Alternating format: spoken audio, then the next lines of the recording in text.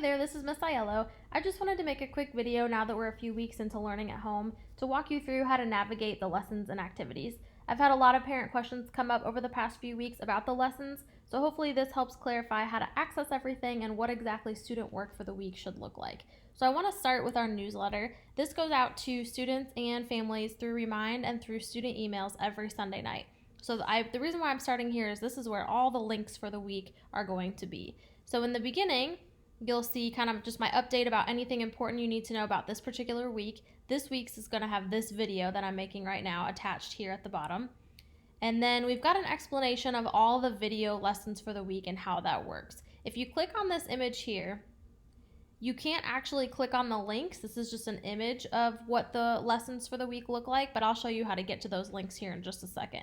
So this is a suggested schedule made by Warren Township for students to complete their work throughout the week. So on Mondays, you can see that our video chat is kind of virtual office hours. This is a really important video chat for your students to be at because I'll explain all the skills for the week and walk them through everything exactly like I'm walking you through this right now. At this point, most students are pretty familiar with how to access everything, but if your child is struggling to access this, please make sure they join us on Mondays as I walk them through that here. And then for the rest of the day, it's suggested that students work on choice board activities, and we'll talk about those here in just a second.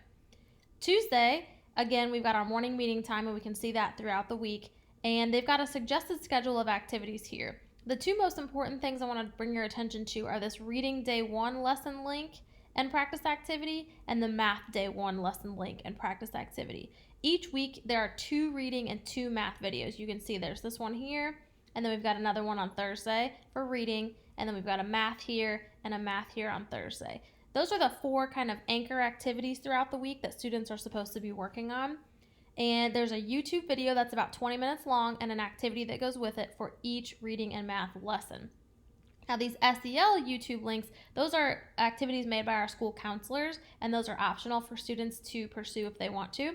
But I'm really focused on those reading and math main activities on Tuesday and Thursday. There's also some other activities linked in here, like an art activity, a PE activity, STEM activity, and again, those are optional extra activities for students if they have time. I'm gonna click out of here. Oh, actually, just one more thing. So again, this is a suggested schedule. So if your child wants to work on this reading activity on Monday, all of these links are active Sunday night. So they can work on these flexibly throughout the week depending on your schedule. This is just a suggested schedule. So how do we get to those activities and what are the choice boards? First of all, if we click right here on this button that says click here for weekly lessons from your newsletter, that will take you to an active version of the picture that I just showed you. So now we can actually click on all of these links. So for example, let's click on this Reading Day 1 lesson link. That'll take me to YouTube. Hey, 4th graders. And we've got a reading lesson that pops up right here, and it'll talk about the skill for the week. When the students are finished watching that video, their next task is to click on where it says practice activity. Now you'll see here they've got 3 questions and then a bunch or 3 activities. Usually, this week there's only 2. Usually they've got 3 activities and then they've got some questions over here they need to answer. Now if students try to type into this box right here, they can't because this is the same template that every student in the township sees. So what we've done is if we click out of this and we go back to the newsletter, students have another link right here that says Google Slides template, and if they click on that, they log into Google Classroom and they're going to see something that looks like this, and it's the exact same questions from that lesson that we just saw, but now instead of having to or not being able to type into them, they can type right into here. And this is already shared with me, so I get immediate access to this as soon as they start typing into it. So I'm going to click out of here and we'll come back to that in just a second.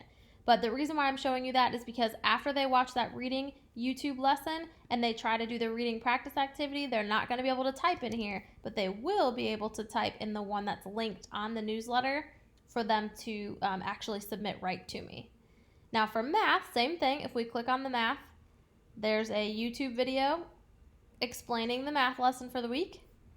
And then we click out of that and we go back to this main page here and we click the practice activity. Now for the practice activity, I have not included that on Google Slides, so they're not going to be able to type into these. For these, we strongly suggest that students do these on paper and then take a picture and either send it to me or they can upload it right in here into this weekly choice board lessons and activities document if they want to, whatever's easiest for you. Most students have been taking just physical pictures of their paper and then either texting it to me or emailing it to me. And then we've got the same exact thing going on here on Thursday. They click the YouTube lesson, watch the video, and then they click the practice activity. Again, they're not going to be able to type into it right from here, but all those exact same practice activities are found in that Google Classroom Learn at Home slideshow. That's right here, and it's color-coded by day. We've got the Tuesday ones in pink, the Thursday ones in green. Students have been using this template now. This will be the third week that students have been using this. So I would say 90% of students have opened this and are familiar with this. We go over this during our Zoom meetings, so they've seen what this looks like. But this is just so you can see families kind of what this looks like. And students, again, can type right into these boxes, and then they can share that with me. It's already shared. They don't even have to share it with me. Now, looking at those choice board activities, let me go back here. When you want to look for the choice board activities, it says 4th grade weekly choice board, and then there's a choice board in Spanish. These are clickable links. And then there's the high ability weekly choice board. Those are for students in the high ability program, but also if your child feels like they're not challenged by the choice board activities, totally okay for them to click the high ability one and work through activities on there. They're almost identical with just a few tweaks, so I am totally okay, and I tell the students every week whichever board they want to choose to work from. They're almost exactly the same. But if we click on that, it pulls up this big choice board that looks just like this. Students are supposed to choose one task per column per week. So one writing, one math, one reading, one related arts, and one how are you activity every week, in addition to those reading and math YouTube videos. So students can look through the choice board, pick activities that they feel like they would like to do or that make sense to them or that you have the materials for at home.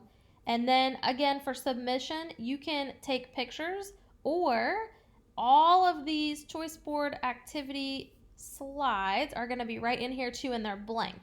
So for example, let's say a student picks something from the writing choice board, watch an episode of your favorite TV show and write a summary. They can go to that same Google Slides activity that they did the reading on and scroll down. We've got the choice boards right here, and they can type their answers right into this box here. I watched this TV show called, and again, that's shared with me directly. I've also told students if they take a picture of their work for a choice board activity, just put in here like took a picture.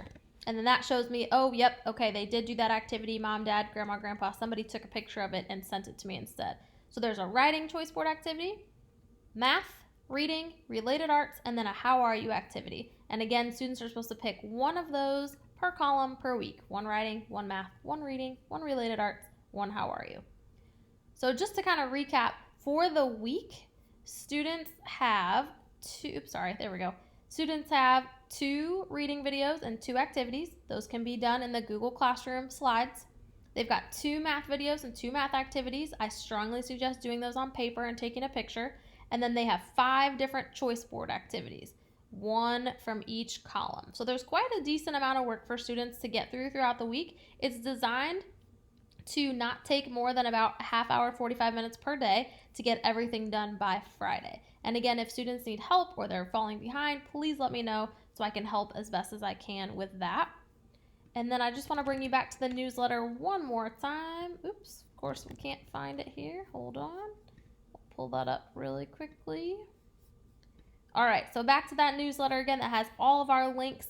A couple other questions parents have been asking. Here is our daily Zoom link. That'll never change. And again, we meet Monday through Friday. Wednesday and Friday Zoom calls are more focused on answering student questions. So if your child does not have a question on those days, they're welcome to just kind of pop into the Zoom and then log off and get their work done. If we scroll down, here's our leaderboards that we usually do in class. But what I wanted to draw your attention to again is right here, this Unified Arts Corner. Every Friday, students have specials at 11, 12:30, and 1:30. These are all optional meetings, but the meeting IDs and passwords for all of these are right here in that newsletter every single week. And then finally, if you haven't joined Remind, there's our Remind link down here and some videos and links from Mrs. Shea and Mr. Stillman. So our newsletter is kind of our home base for the week and has the links for everything that you might need. but I just wanted to make sure that all parents have seen this board and sort of know how to navigate that. So I hope that this cleared things up for you. And please, please, please let me know if there's any questions or anything I can do to help make this experience more enjoyable for you guys at home. I'm looking forward to a great week 4, and please reach out if you have any questions. Thank you.